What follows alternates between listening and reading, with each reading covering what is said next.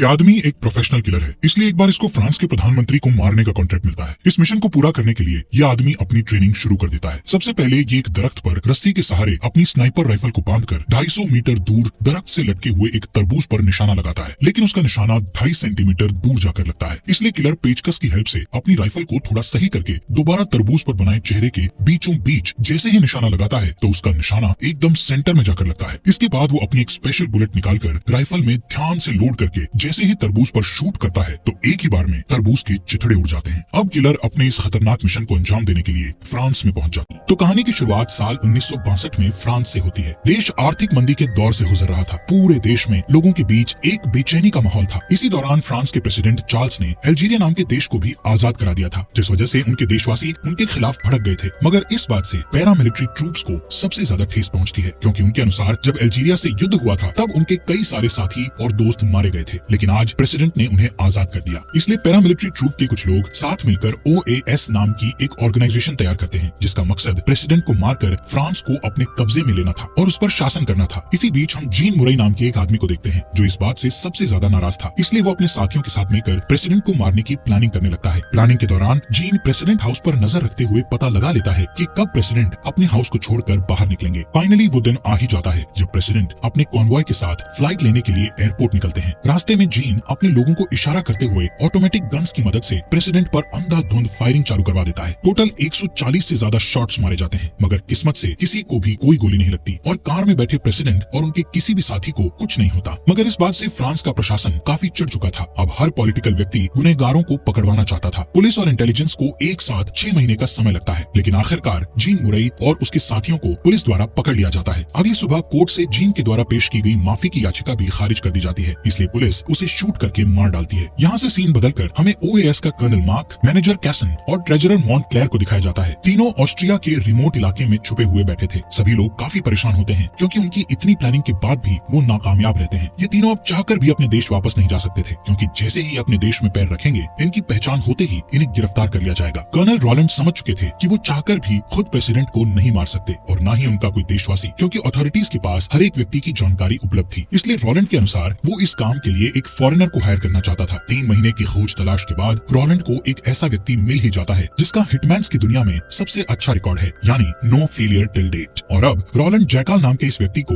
Vienna बुला लेता है। जैकाल उसका कोड नेम है। ये नाम वो मिशन के दौरान यूज किया करता था। वियना आकर उसकी मुलाकात OAS के तीनों हेड से होती है। जैकाल अपने काम में काफी माहिर था, सभी काम काफी बारीकी के साथ किया करता था, इसलिए वो सबसे पहले तीनों को बताता है कि मैंने तुम्हारी फाइल पढ़ी है, मुझे सब पता है। जैकाल इस काम को करने के लिए $5 लाख की मांग रखता है, क्योंकि जो भी व्यक्ति इस काम को करेगा वो कभी कोई दूसरा काम नहीं कर पाएगा। OAS के तीनों लोग $5 लाख के लिए मान जाते हैं। साथ ही जैकाल रॉलैंड से इस बात को सीक्रेट रखने के लिए कहते हुए वहाँ से निकल जाता है। जैकाल अपने काम की तैयारी के लिए अपने दुश्मन के बारे में जानने के लिए हर एक छोटी छोटी डिटेल के बारे में पढ़ना शुरू कर देता है। जल्दी ही वो 2 नकली पासपोर्ट बनवाकर पेरिस के लिए रवाना हो जाता है। पेरिस पहुंचते ही जैकाल सबसे पहले प्रेसिडेंट चार्ल्स के बारे में पता करता है। सारी बातें जानने के बाद वो जाकर ऐसी जगह खोजने लगता है जहाँ से प्रेसिडेंट को मारा जा सकता है। किस्मत से उसको ऐसी जगह मिल जाती है, क्योंकि यहाँ कुछ ही समय में प्रेसिडेंट अपना भाषण देने वाले थे। जगह फाइनल करके जैकाल बेल्जियम के 2 ऐसे लोगों को कॉल करता है जो अपने काम में बेहद माहिर हैं। पहले तो वो जाकर एक हथियार बनाने वाले से मिलता है और उसे अपनी कुछ स्पेसिफिक रिक्वायरमेंट्स बताकर 2 हफ्ते में गन को डिलीवर करने को कहता है। दूसरा बंदा उसके लिए सभी तरह के फ्रेंच पेपर वर्क के काम को देखेगा। इस तरीके से जैकाल अपनी तैयारियों में जोरों शोरों से लगा हुआ था। जल्द ही हम डेनी नाम की लड़की को देखते हैं, जिसे यहाँ OAS के लोगों ने मिनिस्टर सेंट क्लेयर को प्यार के जाल में फंसाने के लिए भेजा हुआ था। उसका काम सारी जरूरी जानकारी निकलवाकर OAS के लोगों तक पहुँचाने का था, ताकि उनको गवर्नमेंट की हर एक हरकत के बारे में पता चलता रहे। देखते ही देखते 2 हफ्तों का समय गुजर जाता है और जैकाल को उसके मुताबिक बनी गन मिल जाती है। ये गन पीसेस के फॉर्म में थी, यानी किसी एक पीस को देखकर कोई नहीं बता सकता था कि ये एक गन है। गन को असेंबल करके जैकाल उसकी टेस्ट फायरिंग करता है और उसके रिजल्ट से वो काफी ज्यादा खुश होता है, क्योंकि ये गन उसकी उम्मीद से कहीं ज्यादा बेहतर थी। वहीं पेरिस शहर में दिन दहाड़े चोरियां होने लगी थी। दरअसल ये काम पैरामिलिट्री के लोग जैकाल के द्वारा मांगे गए $5 लाख